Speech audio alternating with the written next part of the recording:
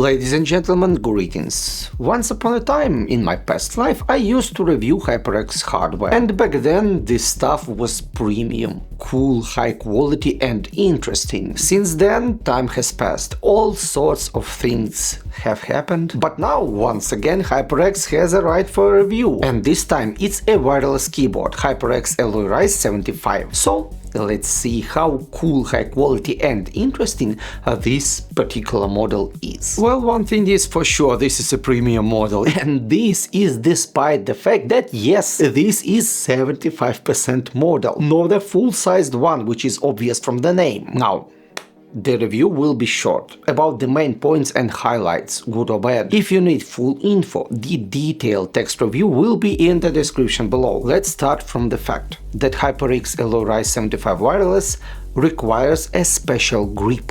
The entire upper metal cover that protects the switches is on the quite strong magnets, yes, but it can be removed relatively easily. And personally, when I transfer the keyboard, the standard grip goes exactly where the stops for removing the cover are located. So when I try to lift the keyboard, it's not the keyboard that remains in my hands, but the cover, which hints at the weight, and the weight is more than a kilogram. Just for reference, I have almost never seen a full-sized keyboard heavier than 1000 grams, and here 75% and full kilo. Okay, but what does it mean?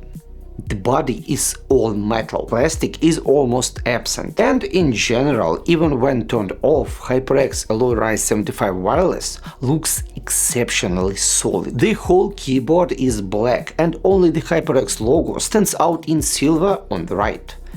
It's also magnetic, because you can buy replacement logos on the HyperX website. This set costs $25 for 4 plates. But one thing is for sure, judging by the photos and the feel of the standard one, those plates are made with high quality and tactility. By the way, for $40 you can also replace the magnetic lid for white or blue. There is nothing on the left side, everything interesting is behind, namely the deep cutout for the Type-C cable, the 3-position operational switch and the 2.4 GHz adapter, which is also magnetized. What's below?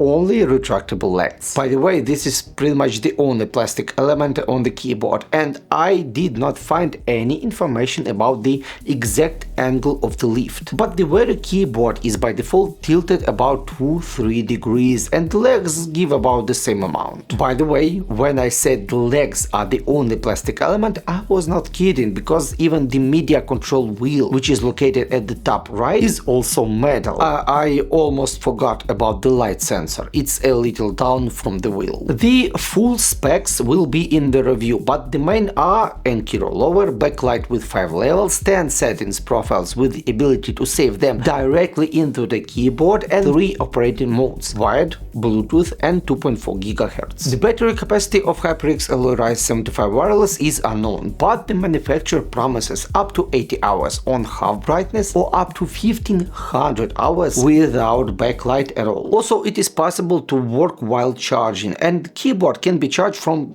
pretty much any source, including high power ones. Now, this software is great. It can be downloaded either from the official website or from the Microsoft Store. It's even available for phones. The keyboard requires software updates for the components, and the wireless connection would not suffice, only USB. But after that, we have a very wide scope for customization. The backlight is customizable, very detailed, and in a wide range with presets even for keystrokes. And don't forget that there are also backlight on the sides, which also can be changed or even turned off. You can change the auto brightness options, even set it into reverse, and macros and key combinations on FN are very customizable. And all this can be recorded in 3 standard profiles or even 7 additional ones. Now, in terms of user experience, I'll start with the good news. Even on promo photos, the structure inside the keyboard is immediately noticeable, which significantly justifies the cost of Alloy Rise 75 wireless. In particular, I'm talking about the gasket mount. Also, both switches and stabilizers are lubricated from factory, and this greatly affects the sound of a press. Listen for yourself.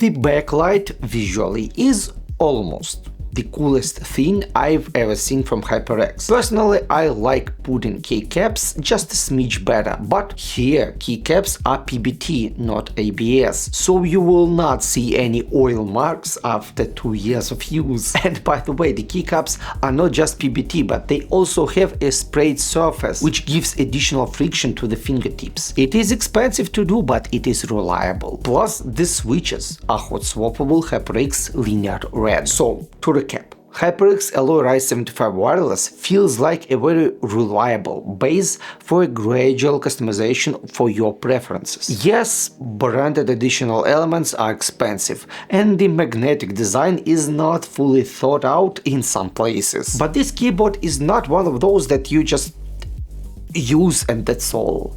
You will want to take care of it, you will want to customize it, and this customization will be very pleasant and comfortable. Add to this versatility, autonomy and 2-year warranty and you will get a simple fact. HyperX Alloy Rise 75 wireless is one of the best, if not the best 75% keyboard on the market. Therefore, if you can afford it, I definitely recommend. And that's all for me, and you in the comments write down what is your favorite keyboard size. For me 100% is perfect.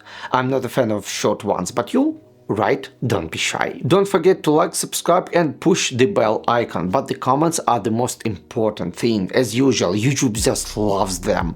My name is Denis Zychenko with the Root-Nation channel. Take care and I'll see you next time.